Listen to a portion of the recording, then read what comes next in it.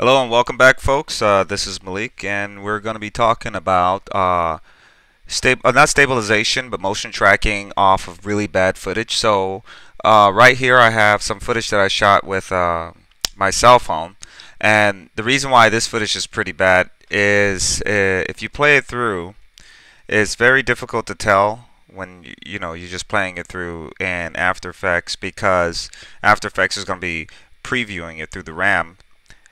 Uh, so you can't really tell what's going on. But the truth is, there's a lot of rolling, what you call rolling shutter going on here. And so we're going to take this footage and we're going to bring this footage from here to MatchMover. Now in MatchMover, if you're not familiar with it, you have two settings. You have the light setting, and it doesn't give you all the stuff on the side, all the parameters and stuff like that. And then you have the full setting. The full setting is where you want to be. Okay. Down here is your timeline. This is where all your tracks and stuff are going to be seen. And here's your graph editor. So when you're doing 3D scene, you'll be able to see the tracks here. And here's the track status. But right now we're going to be working in the track view. Down here is and also your timeline indicator. And over here is the frames per second, and right here is your cache meter. This will tell you how much of your cache you're actually using to accomplish what you're doing. If this turns red, that probably means your system is gonna crash. Not your system, but the program is gonna crash. Not necessarily, but it does mean it's pushing it to a limit. So the first thing we want to do is we want to go ahead and open up an image sequence. Now, when you record something, especially like on a cell phone, which I have here, okay? So here's my MP4, and I play it. What I want to be able to do is convert that to an image sequence. And an image sequence is basically you break this down into smaller, just a whole bunch of pictures. And so when you do that, and I do that through, I can right click and I can use Adobe Media Encoder, or I can bring it into After Effects. If I bring it in After Effects, I go, okay, let me do this from scratch. I'm going to take this, I'm going to bring it into After Effects. I'm going to make this out of a comp. And this is backwards, so I'm going to flip this around. Okay. Once I do that, I am going to bring this to the render queue. I can just take this and drag it down. Ignore this one for now. And then I go into the settings and to the output module, and I go to format and I go to TIFF sequence. Okay. And then I can leave this like that. I don't need the alpha. Hit OK. And then I want to make sure all these settings are correct. And then I want to make sure that I'm putting it into the right folder. Once all that's done, I want you guys to really recognize something here, because this is where a lot of people will run into trouble. The name that I have here, I put the name of the composition, and I put that little dash there, but then I have this sequence right here, and it's the pound signs, 3 pound signs. And the reason why I do this is because if you let After Effects do it on its own, it's going to make its own format, and that format does not work in Maya. So what happens is you do all this and you get all these image sequences going on, and then you try to import it into Maya, and Maya will not it will not use the image sequence as a video. It won't filter through as you move through the timeline on Maya. So that's just a little heads up for you guys. Don't let After Effects do its default image sequence numbering system. You want to be able to format your file yourself, and that's pretty much how you do that. And then you would save that, and then once you export that, it comes out into an image sequence, which it looks like this. So see, there's a whole bunch of images right here, all the way to 338. Now we go into MatchMover, and we go to load sequence, and then we just choose the first picture, and you want to make sure Actually, it does it on its own. Usually, like you'll have to choose it, and it'll make sure you have to choose something that says image sequence. But that's not a big deal. You can choose your end or whatever, or just leave it like that and hit OK. When you hit OK, it will load it in as an image sequence. So let's try it from the beginning. Here, I hit OK. It loads it in. When you first bring it in, you want to go ahead and make a keyframe. You need at least 6, I believe it's 6 keyframes to get a good track. And you're probably going to want a few more than that. You want some keyframes, you want some tracks foreground, you want some tracks midground, and you want some tracks background. So let's try a midground track. I'm going to right click and I'm going to hit new track, or I can go up here and hit new track. But I like to do it this way, right click, new track. You get these crosshairs, and over here on the left hand side you get the the zoomed in version of what you're looking at. So I want corners. Basically, when you're tracking, you want to make sure you track corners. That's how you get the best tracks. Now if I want to get in closer to this, I'm going to hit on the Mac, I'm going to hit Option, Command and right mouse button, and I'll go ahead and scroll down in order to zoom in, and then I'm going to hit Option and right mouse button. I mean left mouse button. So the first one was Option, Command, left mouse button. I said right, I meant left. And then to move it, I'm going to hit Option, left mouse button to move it around. On the PC, it would be Control instead of Command. And this area right here, this box right here, indicates what the pattern you want to track. And this, the second box, is the search area, how far you want it to search. If I make a large area, this box might jump over to this. So that's why you don't want to make the area too large if there's other things that could look somewhat like what you want to track. Once I do that, I go ahead and hit right mouse button and I go for track forward. Or I can hit F3.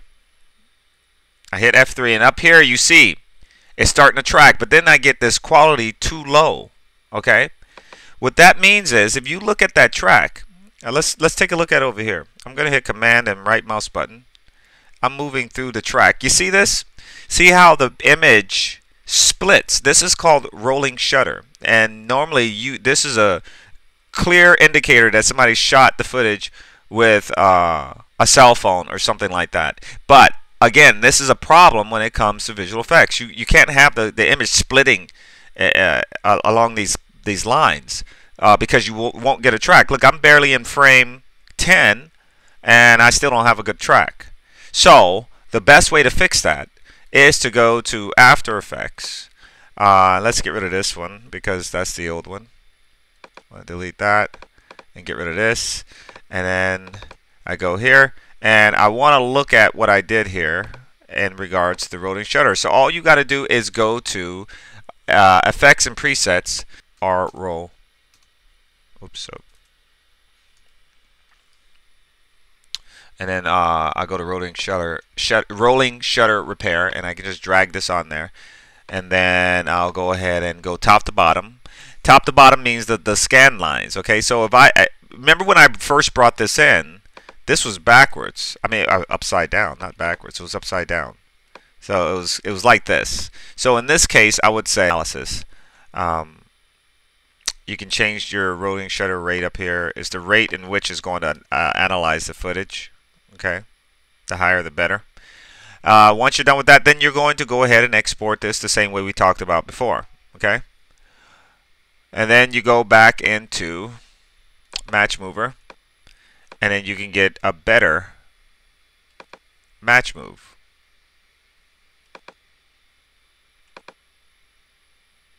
So as you can see here, I have a lot of tracks here on that same footage that wouldn't track before. Only because I fixed the rolling shutter to an extent.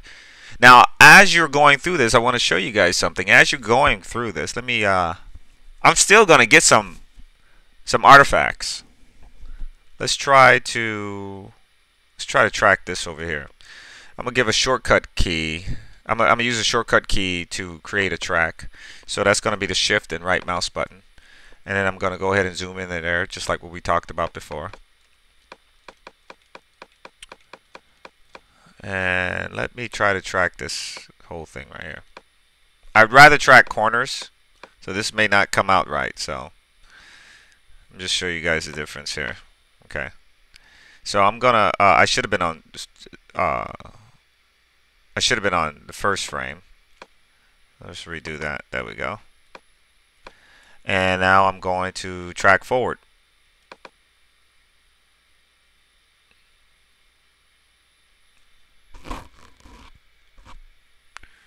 It seems to be tracking pretty good.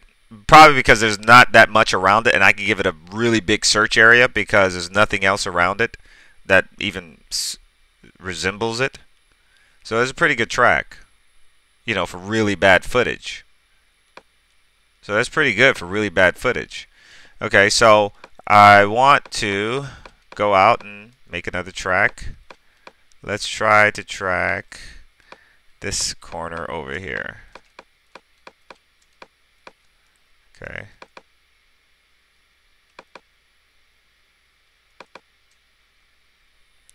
Now this should give me some errors.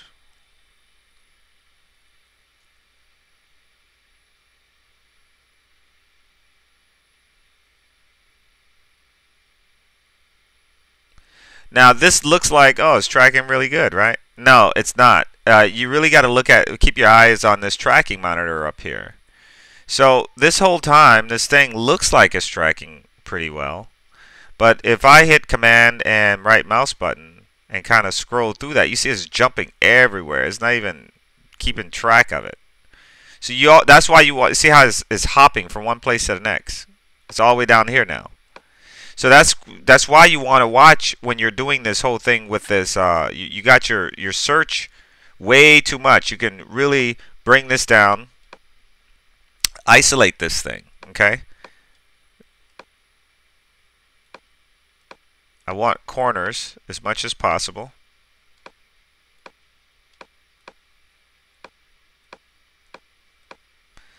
Now let's try to do that again and see what we get.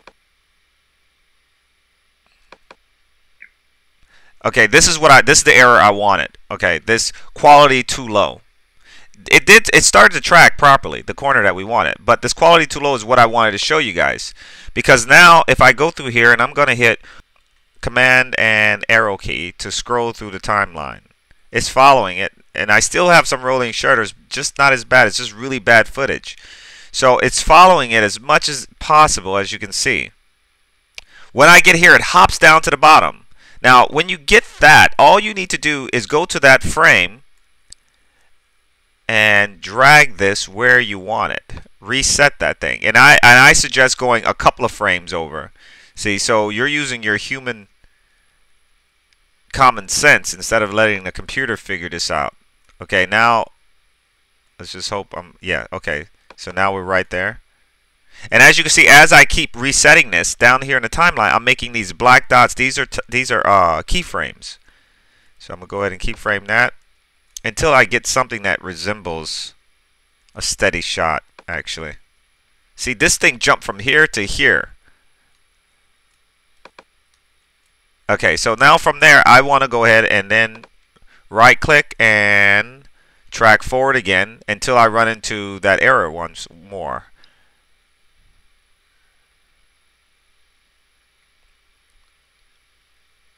So I'm doing pretty good. I'm not using that much cache. And we fixed the problem that we just now had with the bad track. And there you go. We got a pretty decent track. We don't have any red in there. I have red in some of these. That doesn't necessarily mean it didn't track. It just means it's trying very hard to keep track of the footage. It's really bad footage in those instances. But as you saw before, the original footage, we couldn't there was no way we can track because the footage was just completely splitting almost every time the camera would move. And so that's how you would fix really bad footage in order to be able to create a track. And then from here, we go ahead and send this to Maya, and then we add whatever 3D set extensions, whatever else we want on top of that. I just got a few more things to fix, and I'm going to move on from there. If you guys have any questions, go ahead and you can email me, or actually email me on YouTube, and you can check me out on Facebook at Malik Stalbert or Malik's World. All right, I'll talk to you guys later. Bye.